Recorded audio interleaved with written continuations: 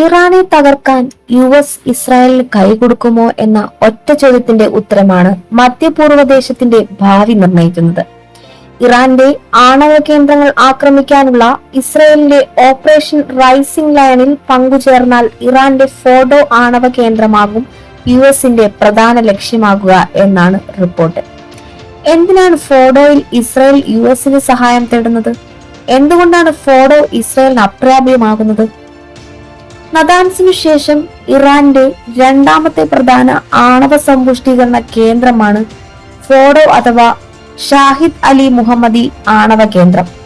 തലസ്ഥാനമായ ടെഹ്റാനിൽ നിന്നും 100 കിലോമീറ്റർ തെക്കു പടിഞ്ഞാറായി വിശുദ്ധ നഗരമായ ക്വാമിന് സമീപം പർവ്വതങ്ങൾക്ക് കീഴിലായി 262 മുതൽ 295 അടി വരെ താഴ്ചയിലാണ് ഫോർഡോ പണി കഴിപ്പിച്ചിട്ടുള്ളത്. ശക്തമായ വ്യോമ പ്രതിരോധ സംവിധാനങ്ങളും ഇറാൻ റവല്യൂഷണറി ഗാർഡ് കോറിന്റെ പഴുതടച്ച കാവലുമുള്ള ഫോർഡോയിലാണ് ആണവായുധ നിർമ്മാണത്തിലുള്ള യുറേനിയം സമ്പുഷ്ടീകരണം ഇറാൻ നടത്തുന്നതെന്ന് ആണവ നിർവ്യാപന രംഗത്തെ വിദഗ്ധർ പറയുന്നു. അതേസമയം മറ്റൊരു വസ്തുത, ഇസ്രായേൽ ഇറാൻ യുദ്ധം ലോകത്തെ മൊത്തം ബാധിക്കുമെന്ന് പറയാൻ കാരണങ്ങൾ പലതാണ്. ലോകത്തെ പ്രധാന ഊർജ ശക്തിയാണ് ഇറാൻ. സ്വാഭാവികമായും ഇറാന് നേരെ നടക്കുന്ന ഓരോ ആക്രമണവും എണ്ണവാതക മേഖലകളെയും ബാധിക്കും.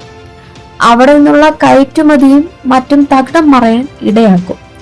കഴിഞ്ഞ ദിവസം ഇസ്രായേൽ ഇറാന്റെ വാതക കേന്ദ്രങ്ങൾ ആക്രമിച്ചതോടെയാണ് ഇത് സംബന്ധിച്ച ചർച്ച പുറത്തു വന്നത്. ഊർജ രംഗത്ത് വലിയ ശക്തിയാണെങ്കിലും ഇറാന്റെ എണ്ണയും വാതകവും വിപണിയിൽ ഔദ്യോഗികമായി എത്തുന്നത് കുറവാണ്. അമേരിക്ക 1979 മുതൽ തുടരുന്ന ഉപരോധമാണ് കാരണം. എങ്കിലും സൗഹൃദ രാജ്യങ്ങളായ ചൈന, റഷ്യ എന്നിവർ ഇറാന്റെ എണ്ണ യഥേഷ്ടം വാങ്ങിക്കൂട്ടുന്നുണ്ടത്രേ. അതിനിടെയാണ് ഇറാന്റെ വാതക കേന്ദ്രങ്ങളിൽ ഇസ്രായേലിന്റെ മിസൈൽ പതിച്ചത്. ഇതാകട്ടെ ഖത്തറുമായി അതിർത്തി പങ്കിടുന്ന വാതക മേഖലയുമാണ്. ലോകത്ത് ഏറ്റവും കൂടുതൽ പ്രകൃതി വാതകമുള്ള രാജ്യങ്ങളിൽ 2ാം സ്ഥാനത്താണ് ഇറാൻ. എണ്ണ സംഭരണത്തിൽ 3ാം സ്ഥാനവും. 157 മില്യൺ ബാരൽ ക്രൂഡ് ഓയിൽ ഇറാനിലുണ്ട്. പശ്ചിമേഷ്യയിലെ മൊത്തം എണ്ണയുടെ 24%, ലോകത്തെ മൊത്തം എണ്ണയുടെ 12% വരും ഇത്. എന്നാൽ എണ്ണയുടെയും വാതകത്തിന്റെയും ഉൽപാദനത്തിൽ ഇറാൻ അല്പം പിന്നിലാണ്. ക്രൂഡ് ഓയിൽ ഉൽപാദനത്തിൽ ഇറാൻ 9ാം സ്ഥാനത്താണ്. എണ്ണ ഉൽപാദക രാജ്യങ്ങളുടെ കൂട്ടായ്മയായ ഒപെക് അംഗങ്ങളിൽ 4ാം സ്ഥാനത്തും. ഓരോ ദിവസവും 33 ലക്ഷം ബാരൽ എണ്ണയാണ് ഇറാൻ ഉൽപ്പാദിപ്പിക്കുന്നത്. ദിവസവും 20 ലക്ഷം ബാരൽ എണ്ണ കയറ്റുമതി ചെയ്യുന്നു. സൗദി അറേബ്യ, UAE എന്നീ GCC രാജ്യങ്ങൾക്ക് പിന്നിലാണ് എണ്ണ ഉൽപാദനത്തിൽ ഇറാന്റെ സ്ഥാനം. ലോകത്തെ ഏറ്റവും കൂടുതൽ എണ്ണ ഉൽപ്പാദിപ്പിക്കുന്ന രാജ്യം അമേരിക്കയാണ്. Saudi Arabia, Russia, Canada, China, Iraq, Brazil, UAE, Iran, Kuwait എന്നിവരാണ് ആദ്യ 10 രാജ്യങ്ങളുടെ പട്ടികയിലുള്ളത്. അമേരിക്കൻ ഉപരോധവും വിദേശ നിക്ഷേപവും ലഭിക്കാത്തതുമാണ് ഇറാന്റെ എണ്ണ ഉൽപാദനം വളരെ പിന്നിലാകാൻ കാരണം. ഇസ്രായേൽ ആക്രമണത്തെ തുടർന്ന് കഴിഞ്ഞ ദിവസം 7% എണ്ണവില വർദ്ധിച്ചത്. 1200 ലക്ഷം ക്യൂബിക് അടി വാതകമാണ് ഇറാനിലുള്ളത്. ലോകത്ത് മൊത്തമുള്ളതിന്റെ 16% വാതകം ഇറാനിലാണ്. ഒപെക് രാജ്യങ്ങളിൽ മൊത്തമുള്ളതിന്റെ 45%വും ഇറാനിലാണ്.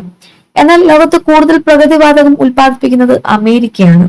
അമേരിക്ക, ഇറാൻ എന്നിവരുമായി ചർച്ച നടത്തി ഇറാനിൽ കൂടുതൽ വാതകമുള്ളത് സൗത്ത് പാർസ് പാടത്താണ്.